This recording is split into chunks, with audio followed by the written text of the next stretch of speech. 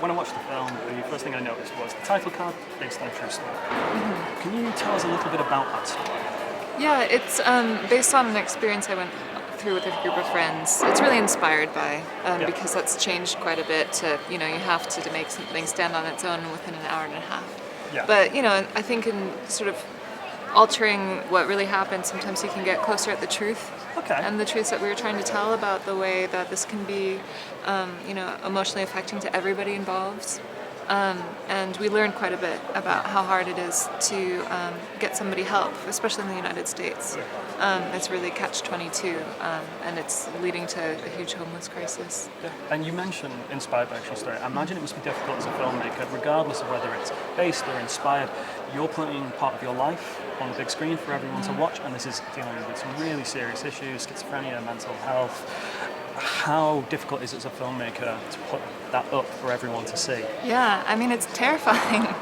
Sometimes, those first screenings are, it's definitely a strange experience, and, you have reactions that you can't really anticipate as a filmmaker, and you sort of ask yourself, why are you putting yourself through that kind of torture in a way? But then, when the lights come up and then you start talking to people who connected to it and said that they had been going through similar things, that's the best feeling in the world. And it makes it all worth it. And I know we spoke about this a bit last night, but we were talking about putting this in front of an audience and things play in a way you never expected. Like Simon, at the opening, when you're on the piano and you're doing, making funny songs up about people, it must be difficult to walk that line between, obviously, Theo's a very likable person when we first meet him, but you also have to portray him, and I hesitate to use the word unhinged, but he's a vulnerable person and he needs help. It must be difficult to walk that line for you. How do you approach that, especially with the amount of sensitivity that's necessary in an acting job like this? I think it's all in the script, and I think that what Katharine did really cleverly was to establish Theo as a regular person before he goes on the journey that he goes on. You meet Theo as a rational, ordinary, charming kind of guy, and that's the point. A lot of the time when we come up against mental health, we see people on the corner of streets and they're yelling at the sky, and it's easy to turn away because we kind of dismiss them because they're in this crazy category and they can't be helped. Whereas with this movie, you see him go from being together and medicated and healthy to not being so. And as such, you get to see that sort of transformation and understand a little bit more what it's like for someone who does find themselves in the midst of a schizophrenic break. He goes from being a sort of functioning member of society to homeless in about 4 days. Yeah. And that happens, and once you get into that cycle of homelessness, it's very hard to get out because you can't get help psychiatrically, and obviously you don't have a home, so you end up being a forgotten person.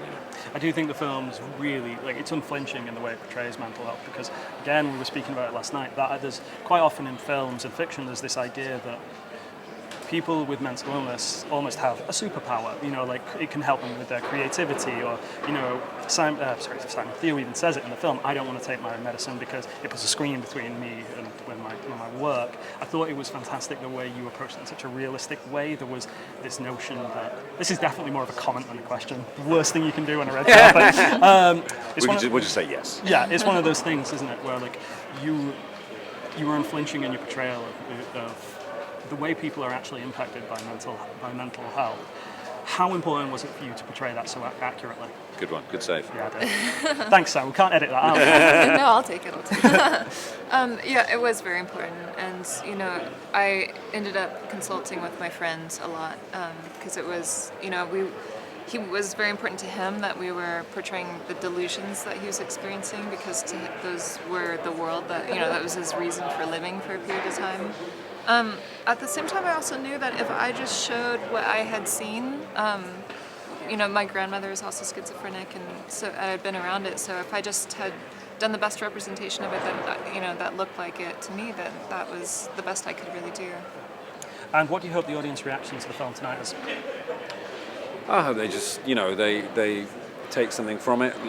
Obviously, it's not an easy subject matter to approach, and it's important that people go and see films like this. It's not always the most important thing to walk out and forget it. You know, you don't just want to see a firework display. You want to see something which makes you think. And I hope people sort of reevaluate their thoughts about that person they see standing on the corner of the street yelling at the sky. You know, it's important for us all to understand that people like that are people. Yeah. You know. Katharine? And yeah, I think that's always, important that people sort of come out with maybe a different understanding of mental illness. But I also hope that people just enjoy this ride. There's also, a lot of magic in it between these two people's relationships and the creative journey that they go on together, and this sort of odyssey across Los Angeles. It's full of wonder. So I just hope that people also enjoy it. It's a very heartwarming friendship as well. So that's that. There's that too.